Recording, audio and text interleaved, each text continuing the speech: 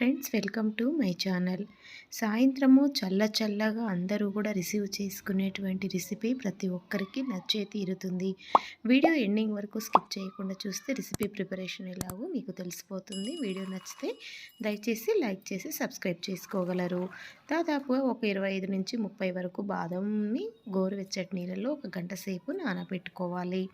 నానిన తర్వాత వీటిని ఇలా మొత్తము పీల్ తీసుకోవాలి. కొద్దిగా గోరువెచ్చటి వాటర్లో నానబెడితేనే పీలు పర్ఫెక్ట్గా వచ్చేస్తుంది. ఒకవేళ వీలు కాకపోతే కొద్దిగా మనం వేడి చేసి ఇలా పీల్ తీస్తే సరిపోతుంది. ఇలా వీటన్నింటిని కూడా ముందుగా మనము శుభ్రంగా క్లీన్ చేసి పెట్టుకొని వీటిని ఒక మిక్సర్ జార్లో యాడ్ చేసుకొని కొద్దిగా ఒక కప్పున్నర వరకు మిల్క్ యాడ్ చేసి మనం దీన్ని ఫైన్గా గ్రైండ్ చేసుకోవాలి. ఒక 2 ఇలాచీ కూడా మంచి ఫ్లేవర్ అనేది ఇచ్చేస్తుంది. బేకరీలలో స్వీట్ షాప్లలో తెచ్చుకునే బాదం మిల్క్ కంటే కూడా మనం ఇంట్లో ప్రిపేర్ చేసుకునేటువంటి బాదం షేక్ చాలా టేస్టీగా ఉంటుంది. ఇప్పుడు అలా మనం మిక్స్ చేసినటువంటి దీనిని దాదాపుగా ఒక 3/4 లీటర్ వరకు మిల్క్లో వీటిని యాడ్ చేసుకోవాలి.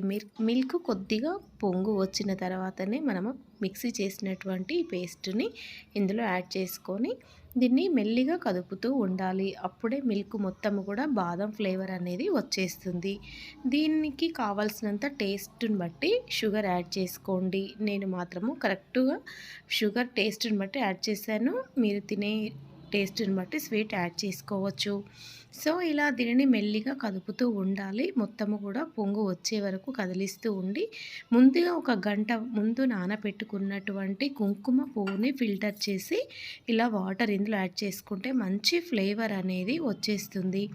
ఇంకా మంచి కలర్ కూడా ఇచ్చేస్తుంది. దీనిలో మీకు ఒక 2 స్పూన్ల వరకు కస్టర్డ్ పౌడర్ యాడ్ చేయండి. కస్టర్డ్ పౌడర్ వల్ల షేక్ చాలా పర్ఫెక్ట్గా ఉంటుందన్నమాట. ఇలా దీనిని మెల్లిగా కలుపుతూ మనము వేడి చేస్తూ ఉండాలి. ఈ కస్టర్డ్ పౌడర్ వల్ల చిక్కబడిపోతుంది. చాలా పర్ఫెక్ట్గా రెడీ అయిపోతుంది బాదం షేక్. మీరు ఈ స్టైల్లో ప్రిపేర్ చేసుకుంటే అందరికీ నచ్చే తీరుతుంది. చాలా పర్ఫెక్ట్గా వస్తుంది. ఇలా పొంగు వచ్చిన తర్వాత దీనిని మనము గ్యాస్ ఆఫ్ చేసి పూర్తిగా చల్లారనివ్వాలి. చల్లారితేనే ఇది మనం ఫ్రిడ్జ్లో పెట్టుకోవడానికి వీలుగా ఉంటుంది.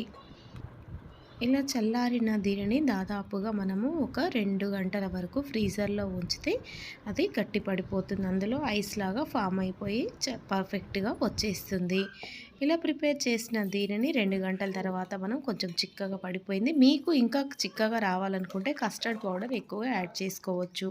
దీనిలో కొద్దిగా ఐస్ క్యూబ్స్ అనేవి యాడ్ అయ్యాయి కాబట్టి దీనిని మనము మిక్సీ చేసుకుంటే మొత్తం పర్ఫెక్ట్గా బాదం షేక్ రెడీ అయిపోతుంది. ఎంతో టేస్టీగా ఉండేటువంటి బాదం షేక్ కుంకుమ పువ్వు ఫ్లేవర్ తోటి కస్టర్డ్ పౌడర్ మనం యాడ్ చేస్తాము. ఈ ఫ్లేవర్స్ తోటి చాలా పర్ఫెక్ట్గా వచ్చింది. పైన బాదం పలుకులు సర్వ్ చేసుకుంటే చాలు. బాదం షేక్ ఇంట్లోనే టేస్టీగా అందరికీ నచ్చే విధంగా రెసిపీ చల్లగా ప్రిపేర్ అయిపోయింది. ఫ్రెండ్స్, మీకు ఈ వీడియో నచ్చిందని అనుకుంటున్నాను.